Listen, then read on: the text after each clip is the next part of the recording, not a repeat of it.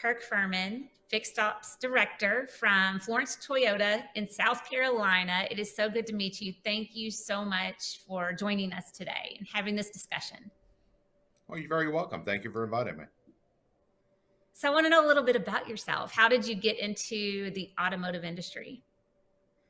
Oh, I'm one of those blessed ones. I was born into this. So my father was a general sales manager of a Cadillac store when I was born up in Virginia.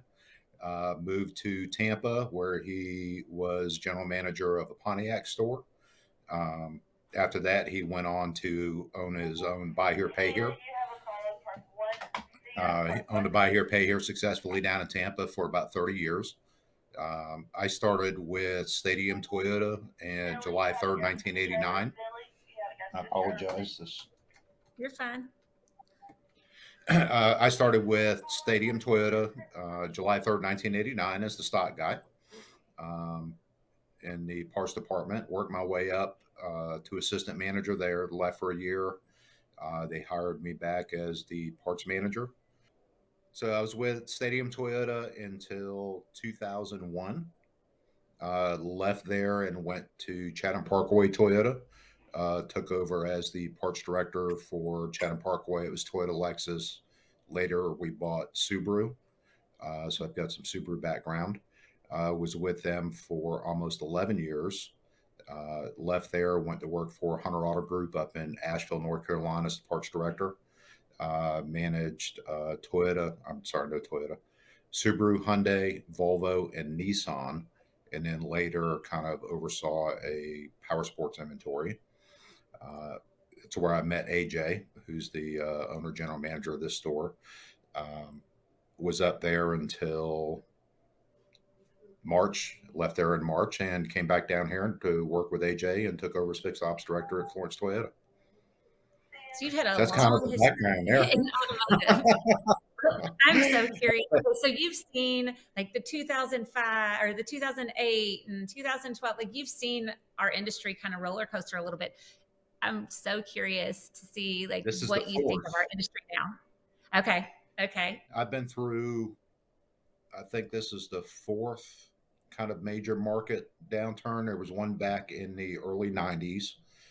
We had the dot-com bust. We had the housing market in 2008. We had the market went kind of crazy around 9/11, and now we've got COVID that hit. So there's been multitude of changes and different things that have happened in our market, in our industry. I've been blessed. A lot of growth, though, like just in these interruptions, we've all learned, especially COVID, how to kind of be a little bit more forward thinking and kind of push ourselves into that next level of selling too. So, I think that we've learned each time we've gone, but I am curious to see how you guys have learned from this past with COVID, and what's stuck and what's changed. Well, COVID brought a whole new dynamic to this. So most of the dealerships I've worked with have always had a good focus on fixed operations.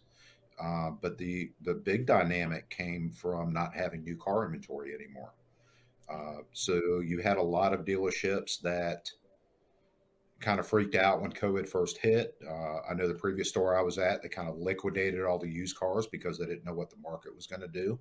And then suddenly we couldn't get new cars, and they found out they made a multi-million-dollar mistake doing that.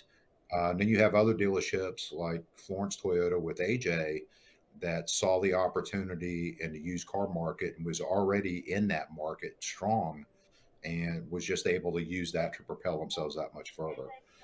So Florence really did a great job of already being positioned in the used car market, being one of the leaders in our market area, and has kept that focus on it. Being able to repair and turn these cars is what makes us very profitable in what we're doing right now. Have you seen a change in new car inventory yet, or do you foresee a change soon? And then what are you doing on the used car part right now? So we're slowly starting to see an uptick in what's being released on new cars.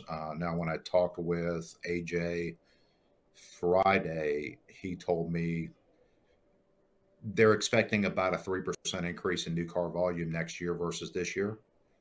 So we're not going to see a lot of upticks. So we're still going to have a lot of used car focus going forward. Uh, Used cars are getting harder and harder.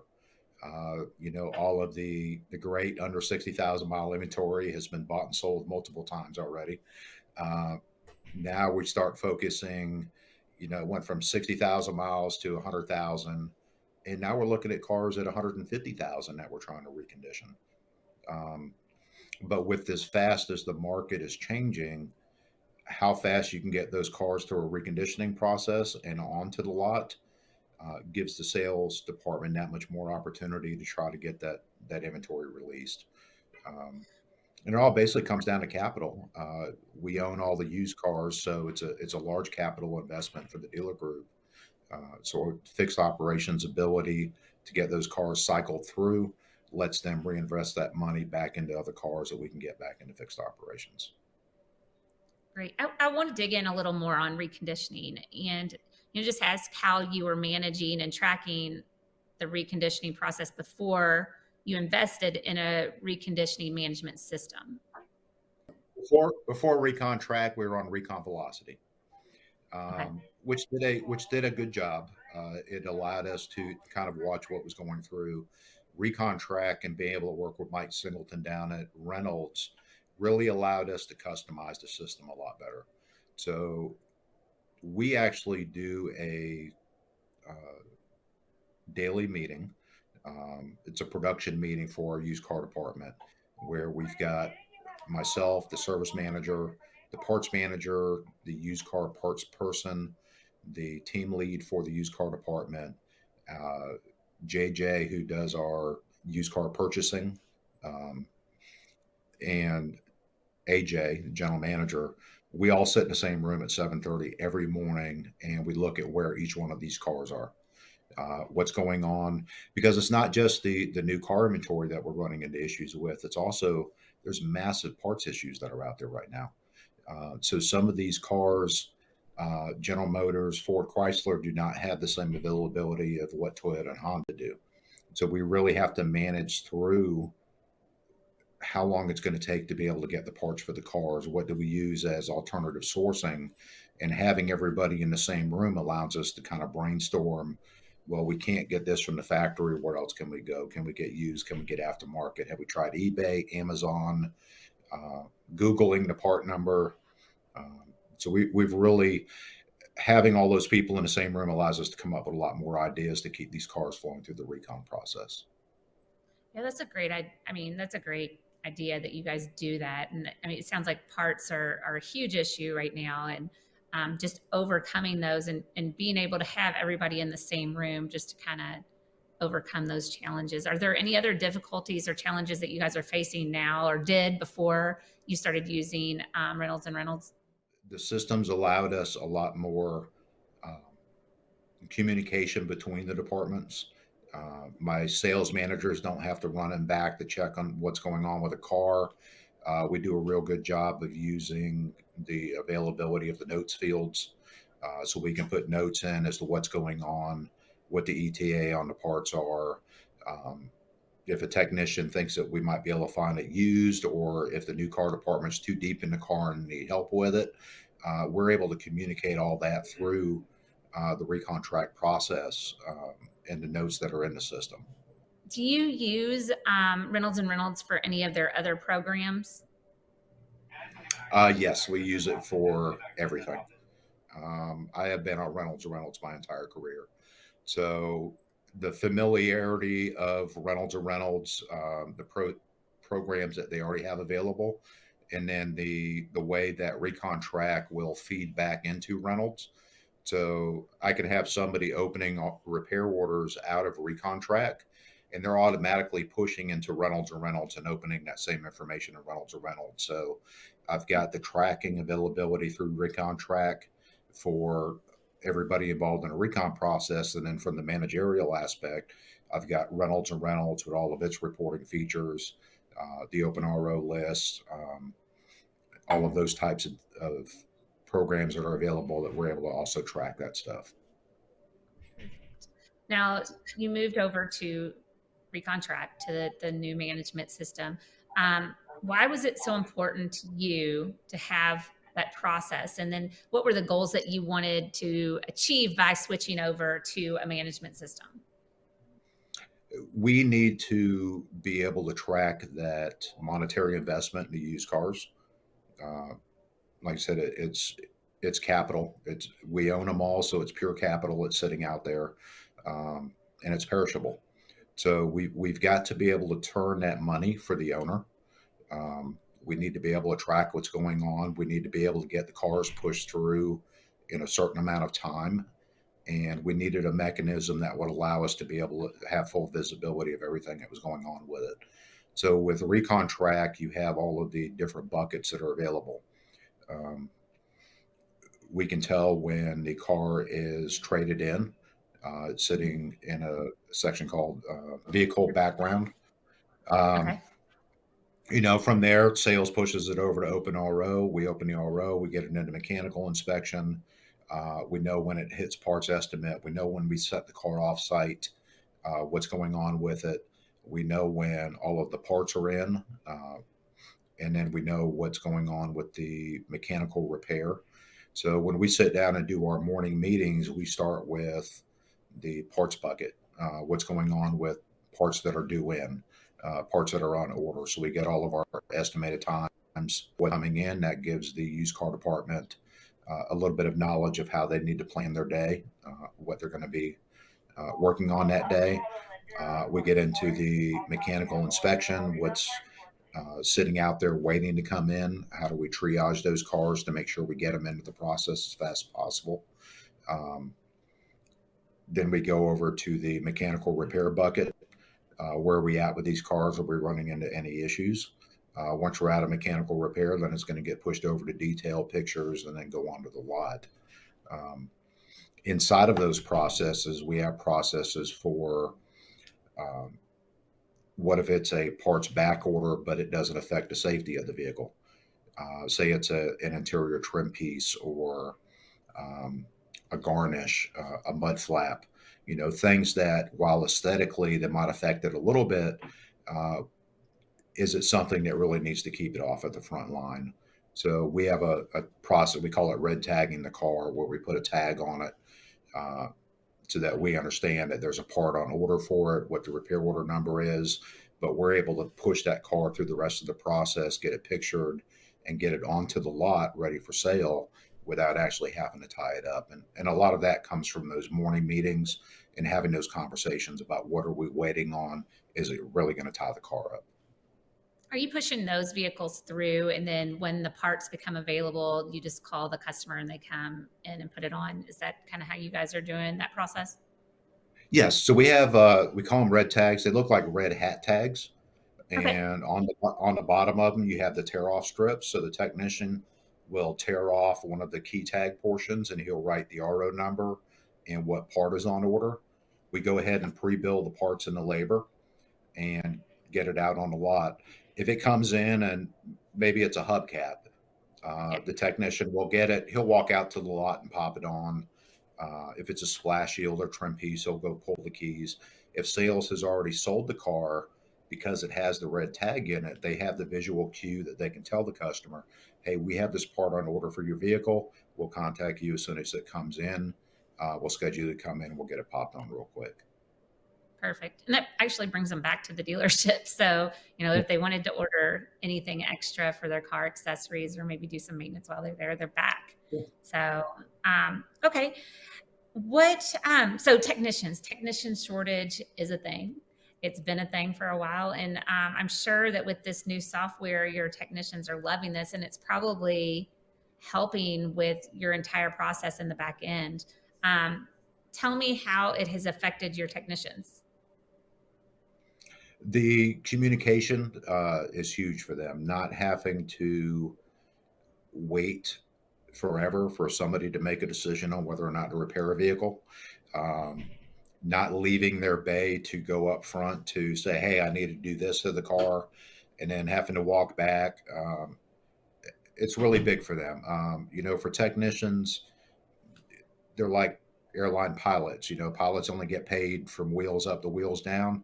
They only get paid when they're turning wrenches. They don't get paid for paperwork. They don't get paid to run up front or try to find cars, try to get permissions to work on cars. So having a system available that takes care of a lot of that legwork makes them that much more efficient and allows them to turn more hours. Has reconditioning become important to your dealership due to the inventory issues? I'm assuming yes. I know we've touched on it a little bit, but if so, can you elaborate on that just a little more? It's vital, especially when there is a new car shortage. We're not able to get the new car inventory that we used to have 2, 3 years ago. Uh, we've got a very large sales force that relies on these used cars. And if we can't get the used cars through the process and get them up front in a sellable condition, they also cannot make a paycheck. So it's really vital for the livelihood, for the well-being of the entire dealership. Really falls a lot on this used car reconditioning process. Um, we would struggle if we were not efficient in how we handle our used car business. Um, Financially, it would be a struggle for the dealership. It would be a financial struggle for the employees. Um, you know, the new cars sell themselves pretty quickly, um, but when they're gone, they're gone. The only thing we have to replenish them with is the used car inventory. So. How would your work, this is kind of a hairy question, how would your workflow be impacted if you went back to the old way of doing reconditioning? It would slow the process down. We would lose the and these we'd lose labor hours. So it's a financial impact on fixed operations. For every hour of labor we sell so many parts. So it affects not just the service department; it affects the parts department as well. So there's a financial impact, and it goes back to what we just talked about. Every minute they're not turning wrenches, if they're chasing paper, if they're having to walk up front, that's hours that they're not turning. Um, so we have a small reconditioning department. I've only got 4 technicians back there right now, but we're reconditioning over 150 used cars a month, um, and we're turning them in under. We've got a couple of long ones in there. We're showing 6.5 days right now, but we had a couple that had some back order issues and a couple other issues, and we pulled those out. We're really running about 4.5 days from start to finish through this recon process. Um, Recon Track has allowed us to speed up about 1 full day Wow. from recon velocity. So, I mean, that's huge. Tell me a little bit about. I know you said 150 cars are reconditioning, but what is your like demographic in the area? I think you serve to Florence, to Myrtle Beach, so there's a few areas where you serve. Um, mhm. Tell me a little bit about your customers and your customer base. uh, well, the average per capita income in Florence is about $45,000. So we're lower middle to middle class, I would say, is the bread and butter of what we do. Um, So finding those used cars and be able to recondition in the around the 15,000, $18,000 range services a lot of our customers. We do still there is money in Florence, so we do still have some of the higher dollar cars that come through, but those seem to be the sweet spot is around that 12 to $15,000 range. I have a couple bonus questions for you based on Go just a for couple it. of things that you Ask me said during our anything. interview. Awesome. Thanks. You said your dad was in the buy here, pay here Mhm. world. What are your thoughts? And this is kind of a selfish question because we're doing a lot more coverage of like the used car industry. So what are your thoughts on that right now and the growth? And it had such a bad reputation before, but I see it kind of leaning towards how the new car franchise, like they're using a lot of the same companies. Are progressing a lot more. They're forward thinking. What are your thoughts on that industry as a whole, just because you had some background in it? It For the people that it serves, I think it's wonderful. Now, I do think there are people out there that take advantage of people that are in that credit situation or the financial situation where they can't go out and purchase a new car. But for the majority of the buy here, pay here lots that are out there, they serve a great need for people that don't have uh, the credit to be able to go buy a good used or a good new car. Like I said, my dad did it for 30 years. Mhm. Um, he only had 30 or 40 cars on the lot. It wasn't a large lot, um, but he helped a lot of people in the process of doing it. Um, he always had a sign on his wall that said, "A low class ride's better than a high class walk any day of the week." Um, so um, there Do you are a see a lot lot of operations.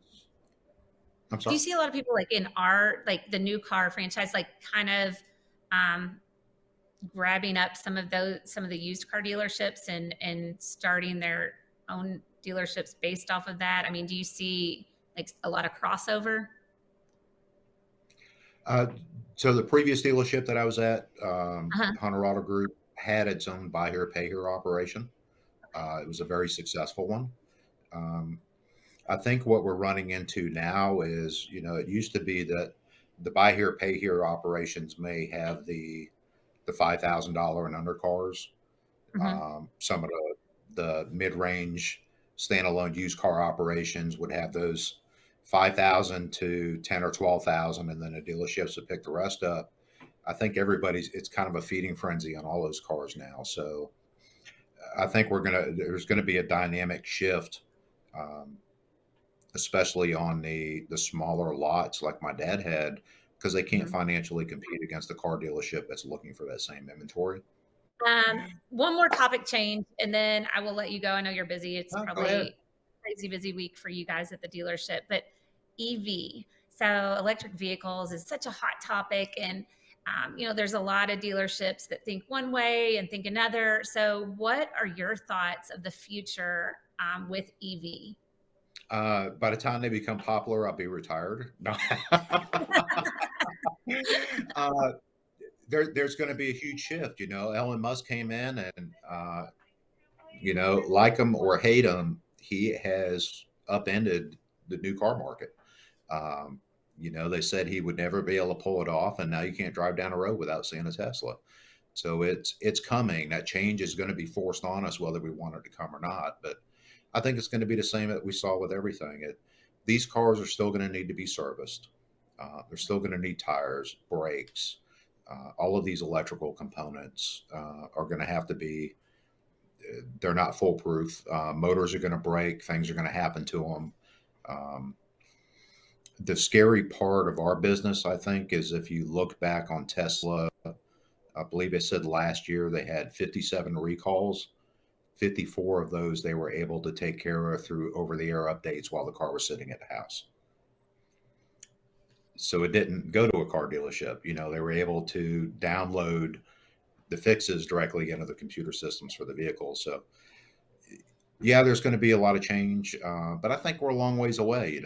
Especially in the United States, we love big SUVs. We love gas guzzling cars and diesels, and it's while you see a lot of these electric vehicles out, they're still what 1.5% of the total market. We just put our first EV charger in. It's a level one charger, which is about the slowest one they make. But Toyota's really been big on the hybrid. They're starting to come out with some electric cars. Um, what we're going to run into is not so much what Toyota is doing, but it goes back onto the used car side, is being able to service these vehicles as they're being traded in. So we've already had a Tesla show up, and we didn't have a charger where we could charge it because it didn't have a charging cable in it. So it's all of these new things are going to be popping up, and it's things that we'll have to roll with, like we have with everything else. But I think some advantage that we're going to have, these vehicles are still going to get in accidents. They're very computerized. These computers require being reset, calibrations, all of the eyesight systems and the radar cruises. The cars are becoming more and more technical, and it takes a very large capital investment to be able to keep up with that technology. And I think the dealerships are going to be the only ones that really have it. Yeah, I just appreciate you taking the time and being flexible with us on the interview and all of that good stuff. So Oh, it was a pleasure. absolutely. Anything.